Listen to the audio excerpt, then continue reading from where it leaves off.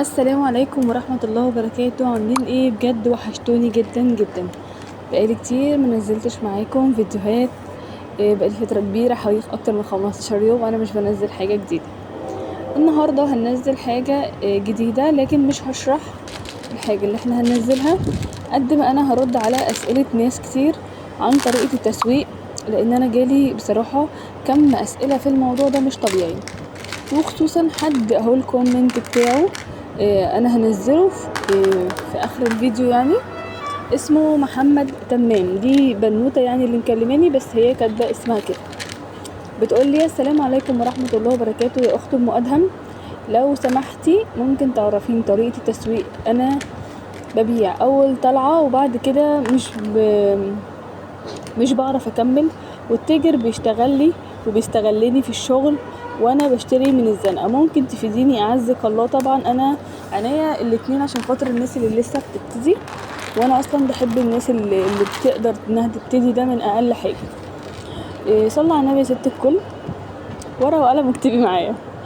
بصي يا ستي، اولا انا اتكلمت كذا مره عن طريقه التسويق، بس انا هعمل فيديوهات كتير عن الموضوع ده الايام اللي جايه، عشان انا كده الناس كتير قوي طلبت مني الموضوع ده.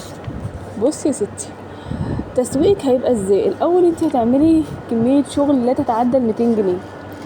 عايزه شغل ال 200 جنيه هنزل لك فيديو عن ازاي تبداي شغلك ب 200 جنيه بس.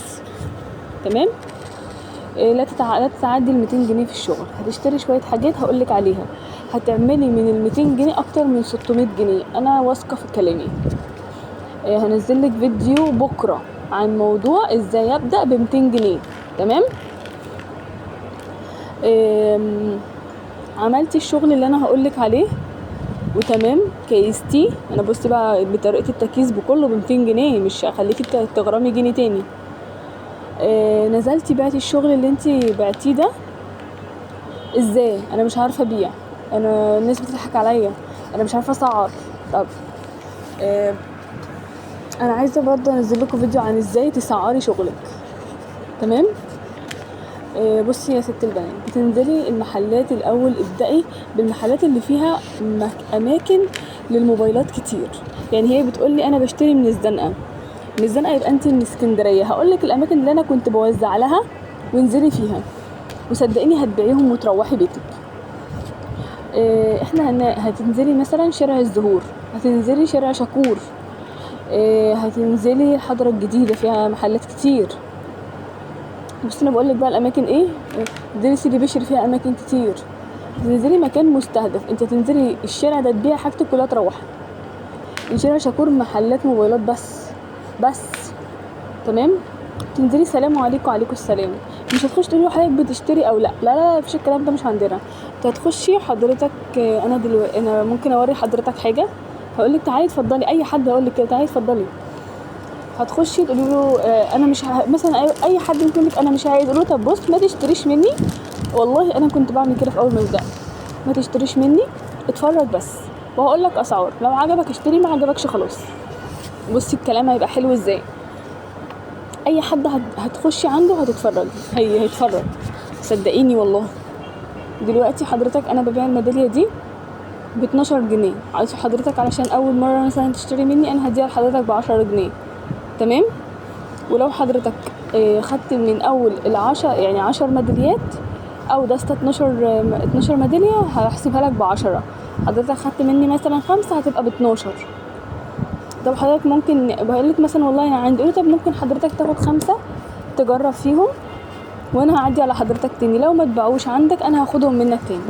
طبعا هو 5 دي بالنسبه له مش مبلغ، 5 مثلا انت تديهم 5 ب60 جنيه مثلا، مش بالنسبه له مش فلوس، هياخدهم منك على فكره. في مكان تاني سموحه على فكره، تنزلي سموحه تبيعي، هتنزلي تبيعي له الحاجه اللي معاكي. هو هيفرح جدا، طريقتك هتبقى حلوه في الشغل. طبعا انا عندي حاجات كتير قوي عايزه اقولها، بس الفيديو ده قصير. تمام؟